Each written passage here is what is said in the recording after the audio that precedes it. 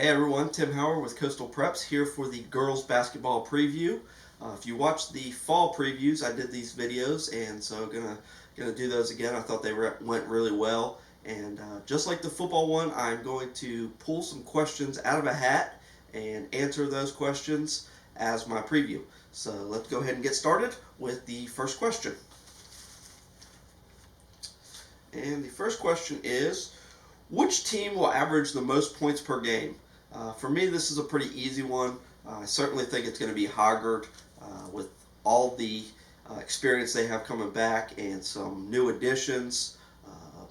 Laney Scoggins comes over from North Brunswick, who was their best player for 3 years.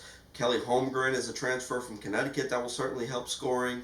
And Anya Massey is the best point guard in the area, but she can also really shoot it from three-point range, shot over 40% from three last year. Then you add the inside presence of Anna Hollis Pitt, and Hoggard's just a really, really dangerous team. So I think certainly the Vikings will, average more points than they have over the past few years, continue to play great defense.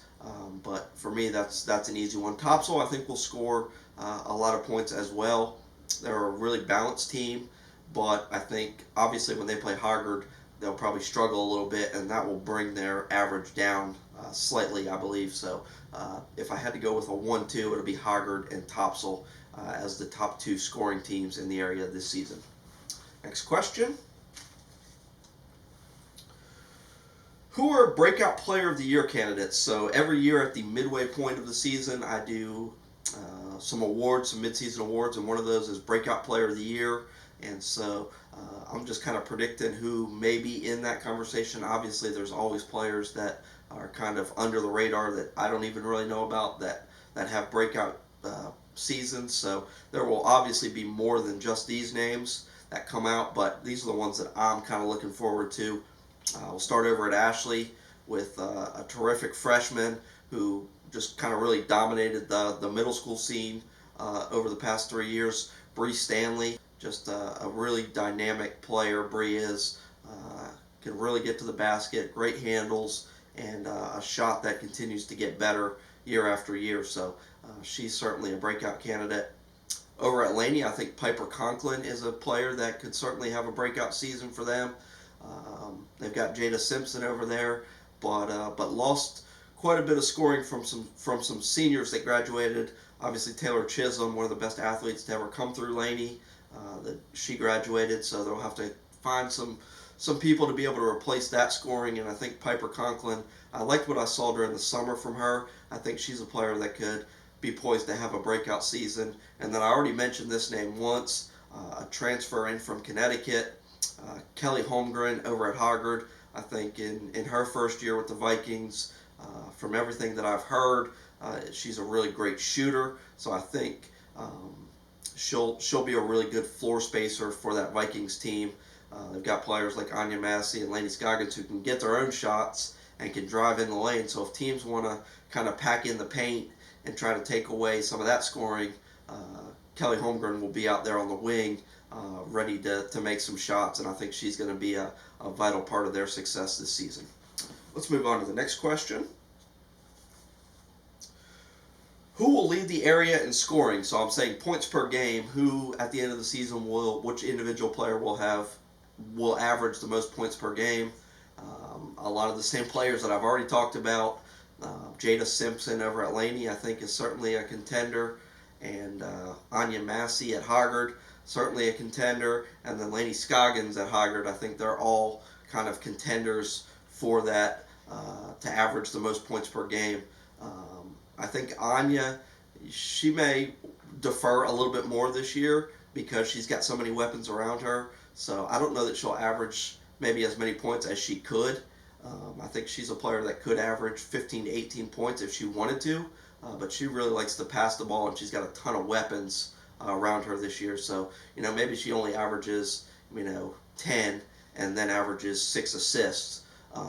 So, I think Laney Scoggins is probably my answer if I had to say anybody. I think she's a player that could certainly average 15 or more points for Hoggard.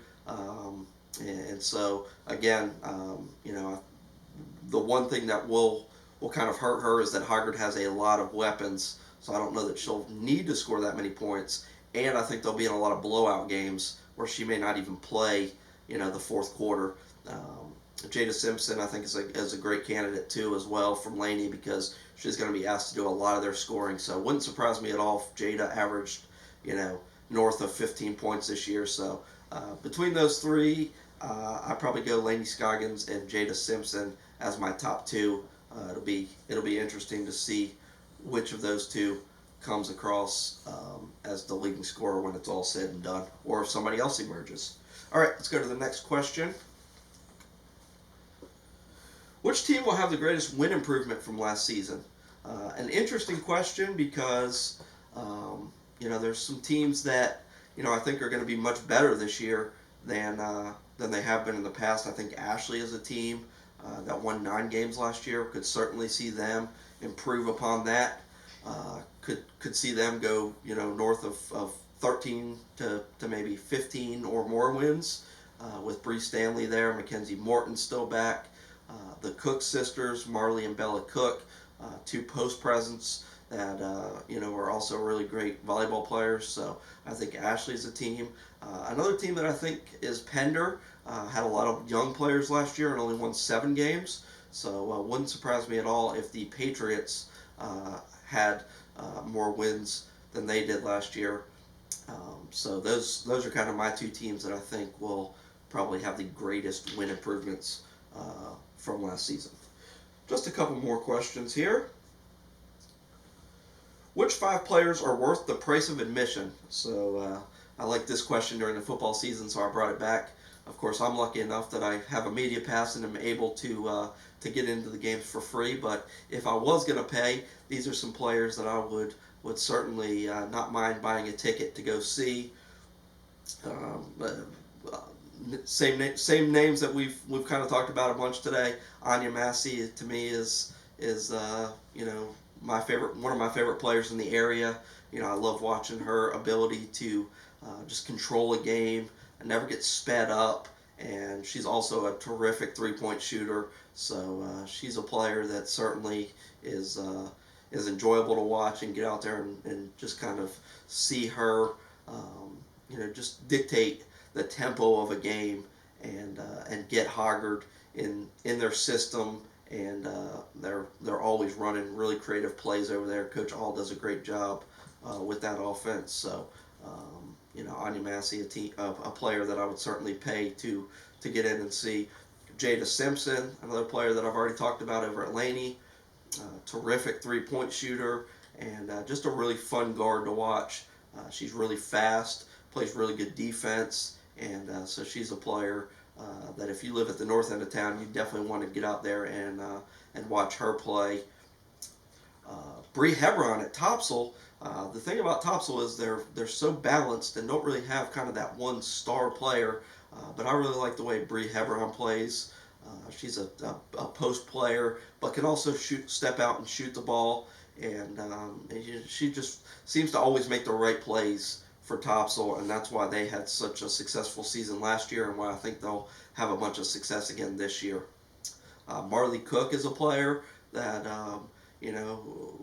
wasn't sure how she was going to do on the basketball court last year. She's a terrific volleyball player, but I was interested to see how she did on the basketball court last year, and she had a terrific season. Averaged, I think, close to a double-double. Averaged, over 10 points a game. So she did a really great job, and I think she'll continue to improve. So I think her game will be even better this year than it was last year. And with those guards around her, Bree Stanley and Mackenzie Morton, I think will certainly make her a better player. So she's a player that I would keep my eye on as the season goes along.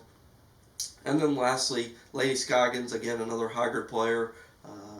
Been able to watch her for 3 years at North Brunswick, and she had to do a lot of the heavy lifting for the Scorpions. Run point, score, be their best defender, play, defend the other team's best player.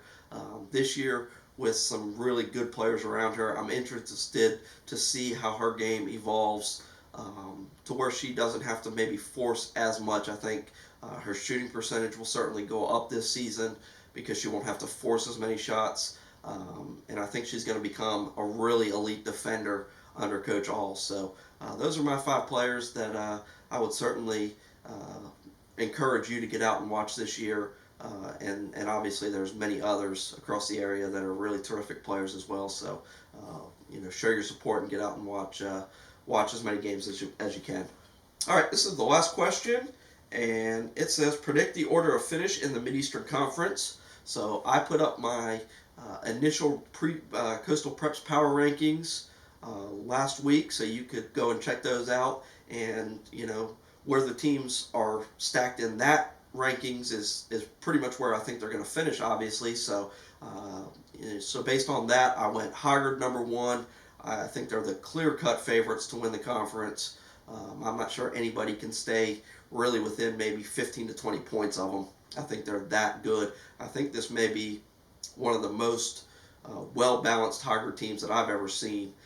And there were some teams that went deep in the playoffs several years back. But this may be one of the most talented teams, and certainly the deepest team I think that Coach All has had. Typically he goes about 6, 7 deep. I think this year he could, if he gets into his 9th or 10th player off the bench, they're still really solid and will give him some productive minutes. So I think that's what makes Hoggard the cream of the crop in the conference. I like Topsail to finish 2nd. Like I said, a lot of returning players back from last year's team that had great success, and so I think they are kind of, there's Hoggard on one tier, and I think Topsail's kind of that 2nd tier, and then we go into maybe that 3rd tier, which I think is Laney and Ashley. I've got Laney finishing 3rd, and then Ashley finishing 4th, but certainly I think they're going to have some really good battles this year, and wouldn't be surprised at all, if Ashley finishes ahead of Laney. I think maybe they can compete with, both of those teams could possibly compete with Topsail. So, I go Laney 3, Ashley 4, then New Hanover I have 5th. Just have a lot of question marks about them. Andrea Schufer did so much for them last year, scoring the ball. I just have, some questions about who's going to step up and kind of fill that scoring void for New Hanover.